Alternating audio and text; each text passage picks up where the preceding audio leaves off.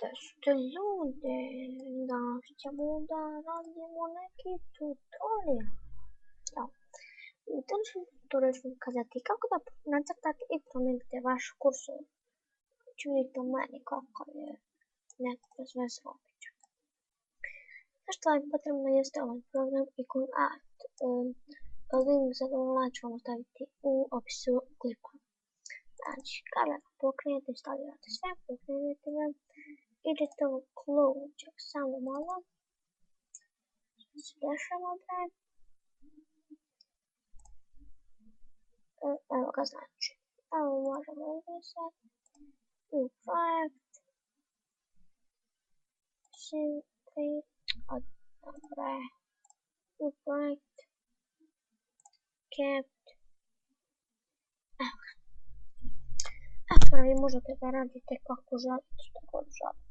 Radite, napravit ćemo taj krug, napravit ćemo ga ovako. Krug, pa ćemo onda uzeti,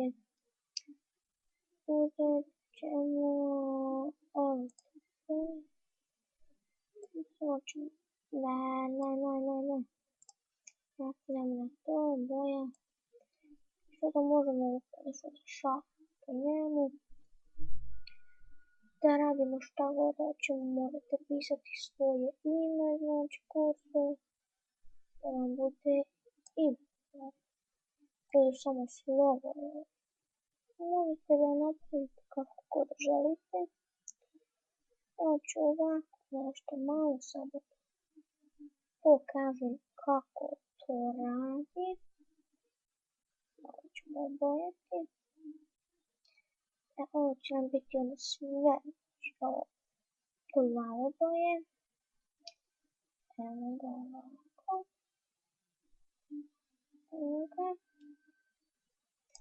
Sad kad ste to završili, kada želite postaviti, znači da vam bude kursor ovakav, sada idete znači na file, save frame and cursor.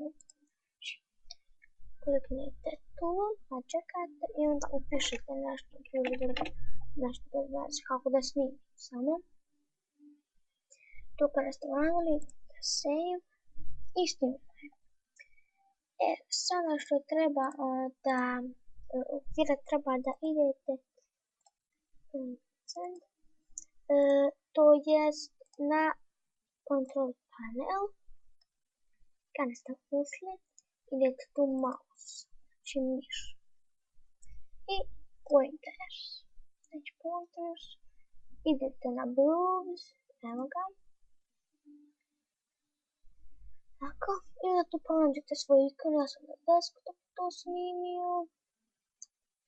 Samo malo da vidite, evo ga, znači, a nešto sam bez lupao, bez veze.